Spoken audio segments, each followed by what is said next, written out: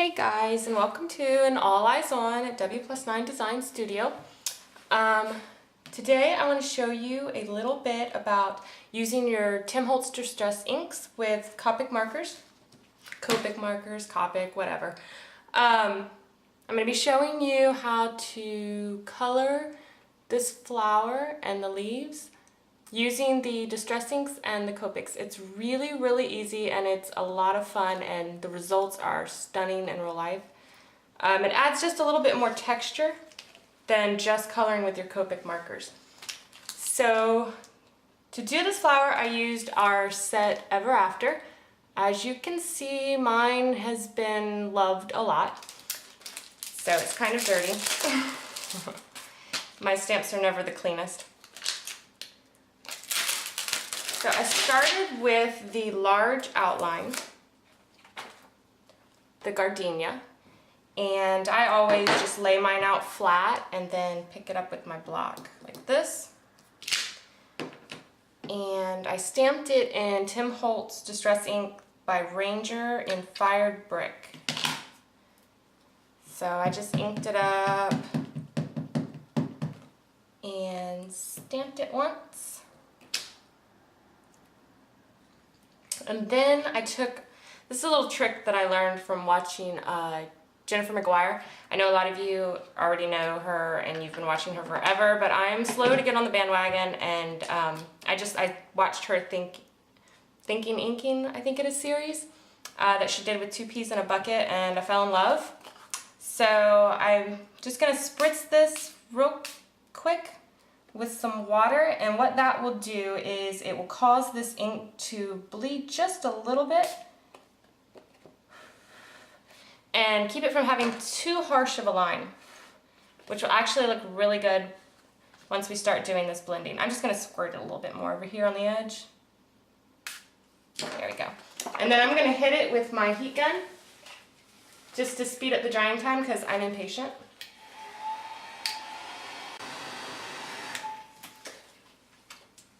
Okay, I think that's dry enough. Yeah. Okay, so you can see that in some areas, you know, it's still really crisp. And in other areas, it's just a little blurred. So I really like that. I think it adds a lot when you're when you go in and color, because some of that darkness will seep out and actually create some shadows for you, and your Copics will just play on that really well. Alright, so this is going to look like a hot mess at first, but I promise you it'll get better. So I just take my blender tool and dip it in my ink here, and then coming in from the edges, I just work my way in, adding color. And I'm not worried about getting it all outside of the lines all around the edge here, because I'm going to cut the flower out anyway. So I'm just going to lay my color in all around. Sorry, that is my puppy. Well, my dog. She's not a puppy. In fact, she just had puppies. And if you've ever had small dogs, you know that they all have small dog syndrome, where they think that they are much bigger than they are, and they must bark at everything. So, and I'm going to hit it a little bit more around these edges over here, just to get them a little darker. And you can see there's really no science to this. It looks disgusting right now, but I promise you it'll look good when we're all done. And I just kind of go all around it. Okay. So it looks like a big blurry mess. Can you see that? Yeah, doesn't look very pretty, does it? Okay. So here is where the fun comes in. So I have chosen to use 3 colors of Copics here. I may not use the lightest, but I've got them out instead. I've got R22, R24, and R29. And the way I found this was I went through some of my reds and my pinks, pulled them out, and then just kind of drew on the paper beside them to see which ones were complementary. And this is the fun part too, because you don't have to have it exact. You can kind of match it up close, and you can almost fake it, like make the color a little bit different, make it more of the color that you want it by adding a little bit more Copic. So you can lean it more toward a red or more toward an orange or whichever. So the first thing I'm going to do is I'm going to come in and I'm just going to start adding my shadows. And I think I'm going to start with the R24. And basically this is really fast. I'm just going to go around like every edge. Anywhere I think a shadow would fall. Right, where the petals overlap. And you don't have to be super neat with this. You can come in here really messy. Because once it's all done, it's really, really going to look great. I usually save the middle for last because there's a lot of little detail in there. So I don't want to get it too dark and too muddy, so I save that one for last. Alright, let's see what we got. Now, the fun part is using your blender pen, the colorless blender, I'm sorry, to just go over this whole thing, and I forgot to get it out at first. Here we go. So I'm just going to take my colorless blender pen, and I'm just going to go all over. I'm not even being neat about how I'm trying to blend it. You know, what I want to do is eliminate that hard line. So anywhere I drew a line, I'm just kind of using that to soften that hard edge. So already you can see it starting to take some shape.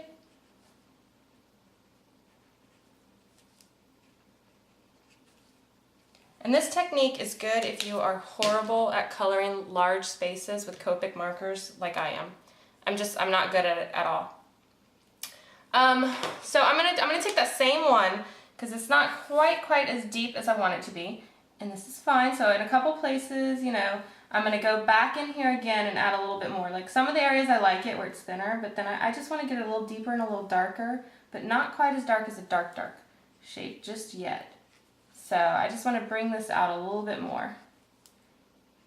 And you know, you can kind of follow the contour of the flower, bring it up out further in places.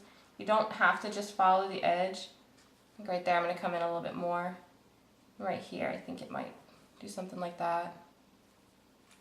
Okay, and then I'm going to come in here again with this and just soften all those hard lines. And again, see, I'm not being super precise. I'm just eliminating any hard edge. So already you can see a lot of depth taking place in there. Can you see that a little bit better?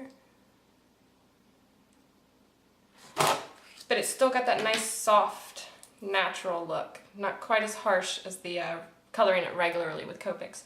Okay, so now I'm going to come back in with my deep dark red, the R29. I'm going to hit where I think the shadows would be the deepest, and these are usually pretty thin lines, these deep dark shadows. So I am going to stay kind of close, kind of tight with this one. Markers they did really intimidate me, and I would use them for little small areas, but I would not reach for them for the big areas because I'm just not really good at using them yet. So when I saw Jennifer McGuire using the Distress Inks to color her images, you know, I really liked the idea of that, but then, you know, I was like, well, I still want some of that depth. I don't want that whole flat color. So that's when it hit me. I was like, well, I wonder if I combine these. And lo and behold, they work so well together. It's amazing. So now I'm going to come in here, and I'm just going to hit a couple little areas of that center. Because again, I want to keep some of that light space, but I also want to add some really darks in that center. And I want those to be pretty thin. Okay, so let me hit this right here, and I think I'm pretty much done with this one.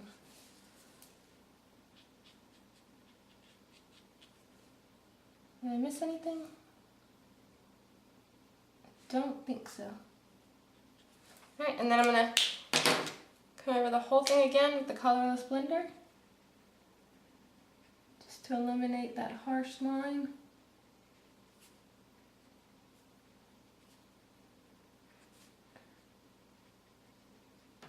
Make sure I'm in the frame there for you guys. Sorry, this is my very first video. I don't know if I'm gonna make it a habit for you guys or not. I guess I'll see what the feedback is on this one. And if you guys really want me to, I guess I could do some more. It's actually a rare occasion where none of the boys are in the house, so it's quiet. And I figured I would pull out this video camera for the first time ever. We've had it for about, 3 years. But I'm finally using it, so just hit this right here.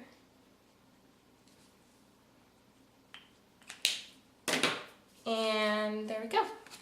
So there it is, all colored in. Do you see how pretty, how nice?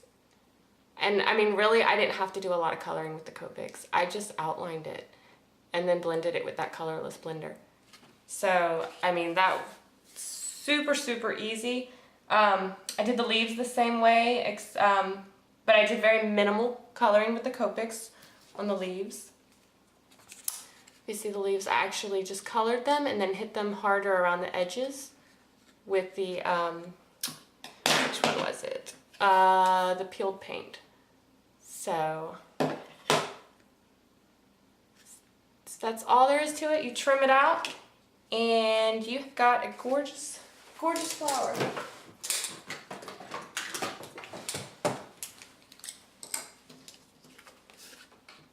So I'm cutting it just right up to the line. If I leave any, what I can do is take my blending tool and just hit the very edges, and it'll just,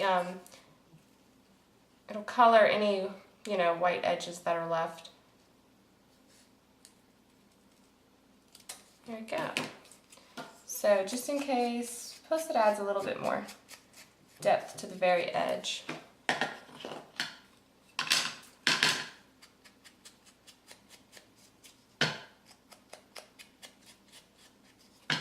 I'm telling you, I'm just in love with these inks. I think you guys are going to see a lot of these on my blog in the future. It's just amazing all the things you can do with them. Okay, so there it is all trimmed out. See? Super pretty. And that is the way to cheat. If you are not great at coloring with Copic markers like me, I hope you enjoyed this video. You can get all the details and everything over at my blog, www.stampawaywithme.blogspot.com. Stamps are available at www.Wplus9.com. And thanks for watching.